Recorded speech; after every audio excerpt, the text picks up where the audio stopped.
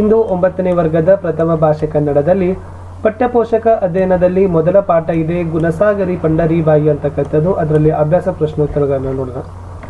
ದಯಮಾಡಿ ತಾವೆಲ್ಲರೂ ಕೂಡ ವಿಡಿಯೋನ ಲೈಕ್ ಮಾಡಬೇಕು, ನಿಮ್ಮ ಗೆಳೆಯರಿಗೆ ಶೇರ್ ಮಾಡಬೇಕು.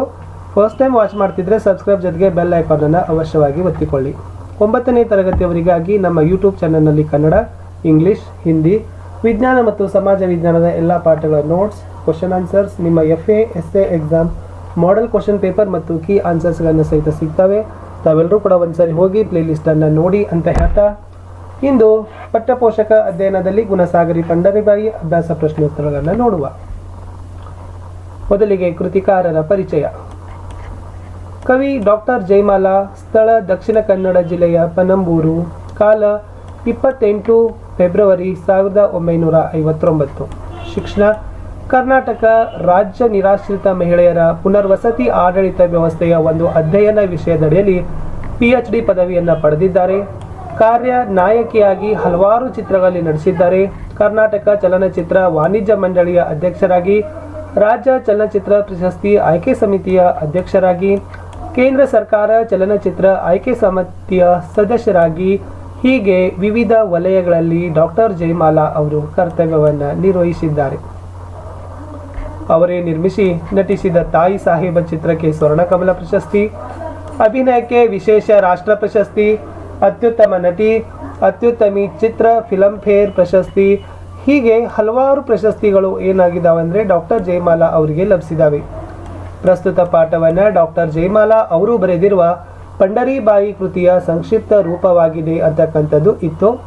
ಸೊ ಇನ್ನು ಇದು ಲೇಖಕ ಪರಿಚಯ ಆದ ನಂತರ ಇನ್ನು ಪ್ರಶ್ನೋತ್ತರಗಳಿಗೆ ಹೋಗೋಣ. ಅಭ್ಯಾಸ ಮುಖ್ಯ ಪ್ರಶ್ನೆ 1.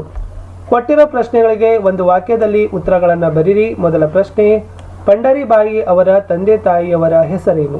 ಉತ್ತರ, ಪಂಡರಿಬಾಯಿ ಅವರ ತಂದೆ ರಂಗರಾವ್, ತಾಯಿ ಕಾವೇರಿಬಾಯಿ. ಪ್ರಶ್ನೆ 2, ಪಂಡರಿಬಾಯಿ ಅವರು ನಟಿಸಿದ ಮೊದಲ ಚಿತ್ರದ ಹೆಸರೇನು?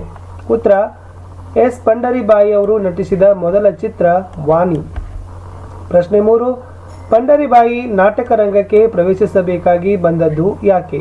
ಉತ್ತರ, ಆದರ್ಶ ನಾಟಕ ಸಂಘ ಪ್ರದರ್ಶಿಸುತ್ತಿದ್ದ ನಾಟಕದಲ್ಲಿ ಅಭಿನಯಿಸುತ್ತಿದ್ದ ನಟಿ ನಾಟಕ ಆರಂಭಕ್ಕೆ ಅರ್ಧ ಗಂಟೆ ಮುಂಚೆ ಬರುವುದಿಲ್ಲವೆಂಬ ವಾರ್ತೆಯನ್ನು ಕಳುಹಿಸಿದರು. ನಾಟಕದ ಟಿಕೆಟುಗಳು ಪೂರ್ತಿ ಮಾರಾಟವಾಗಿದ್ದವು. ನಾಟಕ ನಿಂತರೆ ದೊಡ್ಡ ಕಷ್ಟಕ್ಕೆ ಕುಟುಂಬ ಸಿಕ್ಕಿಕೊಳ್ಳುತ್ತಿತ್ತು. ಆ ಪಾತ್ರವನ್ನು ತಂಗಿ ಪಂಡರಿಬಾಯಿ ಕೈಲೇ ಮಾಡಿಸಬೇಕೆಂದು ಅಣ್ಣ ವಿಮಲಾನಂದ ಆಲೋಚಿಸಿದರು. ಹೀಗೆ ಪಂಡರಿಬಾಯಿಯವರು ನಾಟಕ ರಂಗ ಪ್ರವೇಶಿಸಬೇಕಾಗಿ ಬಂತು. ಮುಂದಿನ ಪ್ರಶ್ನೆ 4, ಪಂಡರಿಬಾಯಿಯವರಿಗೆ ಜೀವಮಾನ ಸಾಧನೆಗಾಗಿ ಯಾವ ಪ್ರಶಸ್ತಿಯನ್ನು ನೀಡಲಾಗಿದೆ? ಉತ್ತರ, ಪಂಡರಿಬಾಯಿಯವರಿಗೆ ಜೀವಮಾನ ಸಾಧನೆಗಾಗಿ ಫಿಲ್ಮ್ ಫೇರ್ ಪ್ರಶಸ್ತಿಯನ್ನು ನೀಡಲಾಗಿದೆ. ಪ್ರಶ್ನೆ 5, ಪಂಡರಿಬಾಯಿಯವರು ಯಾರ ಮನಸ್ಸಿನಲ್ಲಿ ಅಮರರಾದರು? ಉತ್ತರ, ಪಂಡರಿಬಾಯಿಯವರು ಕಲಾ ರಸಿಕರ ಮನಸ್ಸಿನಲ್ಲಿ ಅಮರರಾದರು. ಪ್ರಶ್ನೆ 6, ಪಂಡರಿಬಾಯಿಯವರು ನಾಟಕದಲ್ಲಿ ಬಣ್ಣ ಹಚ್ಚಲು ಕಾರಣವೇನು? ಉತ್ತರ, ಪಂಡರಿಬಾಯಿಯವರಿಗೆ ಆಕಸ್ಮಿಕವಾಗಿ ಮುದುಕನ ಮದುವೆ ನಾಟಕದಲ್ಲಿ ಬಣ್ಣ ಹಚ್ಚುವ ಸನ್ನಿವೇಶ ಎದುರಾಯಿತು.